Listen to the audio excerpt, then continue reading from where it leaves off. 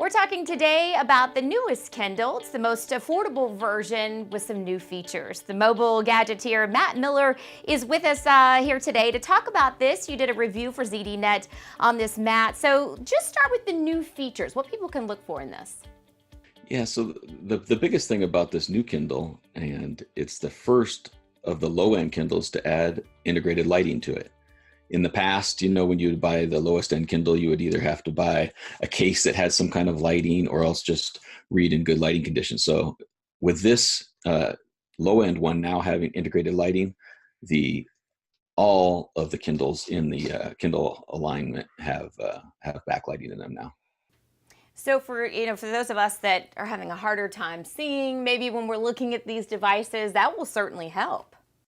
Well, yeah, I know. I personally do a lot of my reading at night in the bed, right? And the nice thing is it has, I think there's 24 levels of lighting. So, you don't have to disturb your partner. You can put it on a level 2 or 3 and at night in bed, be reading just fine. And then I'm also a train commuter. So the train, especially in the wintertime, the lighting in there is pretty poor. So the ability to have integrated lighting right in the devices to me is a major big seller for it. So.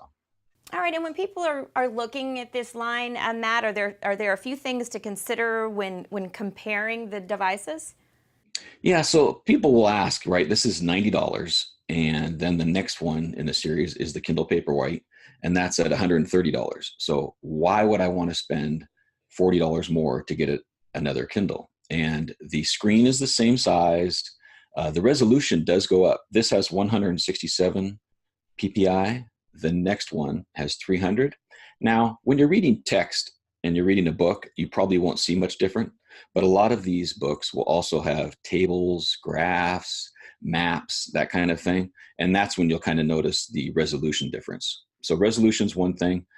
This one has 4 front lit LEDs to light up the display. The next one has 5. I don't know if you'll really see much difference. When I kind of compared the two, having 24 levels of brightness will get you great brightness even on this one. So I wouldn't count that as too much of a difference.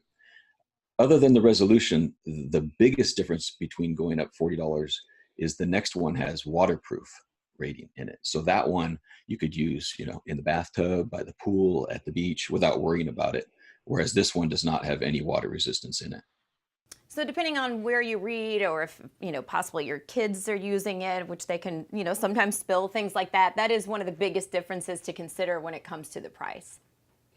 Yeah. Okay. And then I personally use the Kindle Oasis, which is ridiculous because that's $250. But right.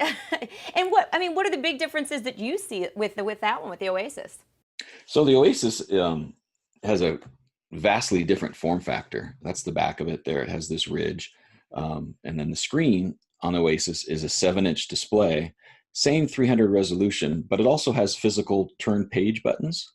And for me personally, I will often read on my commute with one hand, and I can just hold this Kindle Oasis in one hand and use the page turn buttons to quickly turn my pages.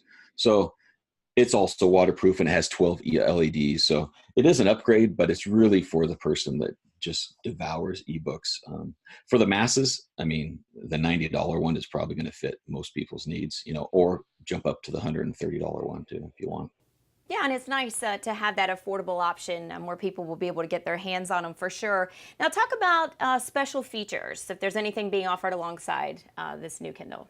Yeah, so although this is $90, and the $90 price, I'll clarify, there's 2 ways to buy a Kindle. There's one with special offers and one without special offers. So the $90 price is with special offers. And what that means is if you go back to, say, the home screen, every once in a while ads will pop up, and it's only on the lock screen. So as soon as you unlock the Kindle, the ads go away.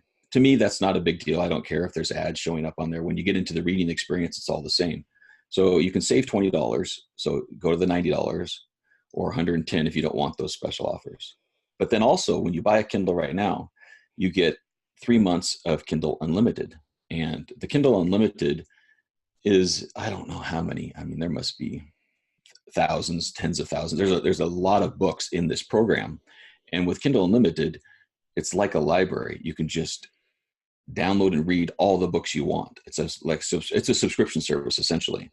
So it's a $30 value to get 3 months free. So it's essentially it brings the effective price of this down to $60 if you were going to buy Kindle Unlimited anyway.